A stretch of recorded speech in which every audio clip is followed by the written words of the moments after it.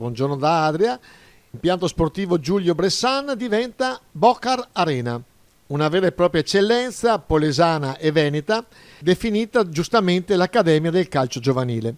Cerimonia iniziata con l'intitolazione della sala riunione a Giuseppe Egidio Pellegrini, storico protagonista della società sportiva San Vigilio. Capiamo dalle parole di Tito Livio Franzolin, il presidente, che cos'è la Bocar. È una società che è rappresentata da me, c'è il direttore generale che è Simone Chiaregatto, c'è Luca Levi che è il segretario e dopo ci sono altre 21 persone, perché il Bocar è una società con tanta gente. Ci sono tanti allenatori, tanti magazzinieri, abbiamo quest'anno uno staff molto importante dove c'è il medico, c'è il fisioterapista tutte le settimane, c'è la signora Cinzia Mattiolo, che è la nostra psicologa, che è della federazione, fa parte del nostro staff. Quindi noi stiamo cercando di creare una società modello da un punto di vista organizzativo per i ragazzi. Cos'è che ci spinge questo?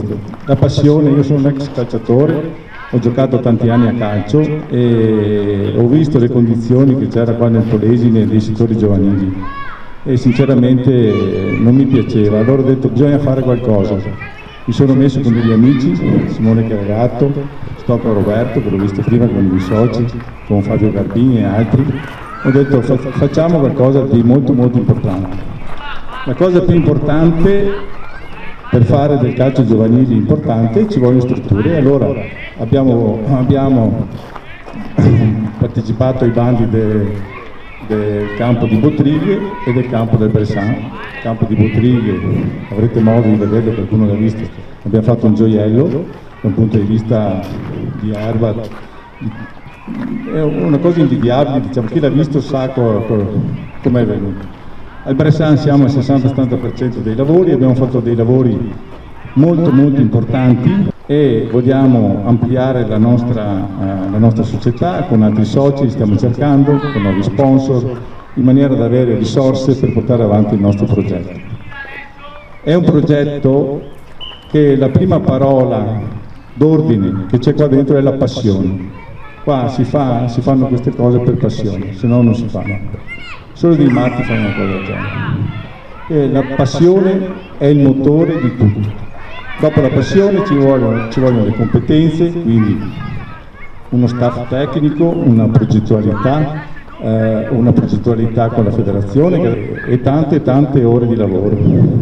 Qua vorrei ringraziare uno a uno tutti quanti, perché questo è lo staff operativo, vedete i nomi, da Luca Levi a Giovanni, a Franco, a Renzo, a Marchi, a Umberto, a Andrea, a tutti quanti, a Luigia, a Rossano. Ecco, questi signori qua, con questi signori qua, dal 28 di maggio dell'anno scorso, abbiamo fatto conto ieri sera con Simone Chiaregatto, abbiamo fatto qua dentro 10.000 ore di lavoro, di volontariato. Quindi questo il Bocar è il frutto del volontariato di tante persone che hanno voglia di fare qualcosa di importante non solo per Adria, per i Polesini, per la provincia. È un bellissimo pomeriggio per noi, perché riqualificare San Vigilio, che oggi diventa Bocar Arena, verso il nostro Bressan, all'interno di Borgo Dolomiti, vuol dire avere una visione del quartiere della città che cambia. A poche decine di metri, avete visto, stiamo rigenerando come amministrazione l'ex scuola Anna Frank. Questo vuol dire avere una visione complessiva della città che si rigenera e rigenera i posti dove le famiglie, i ragazzi, le persone anziane possono passare il loro tempo, possono socializzare. Questo è importantissimo.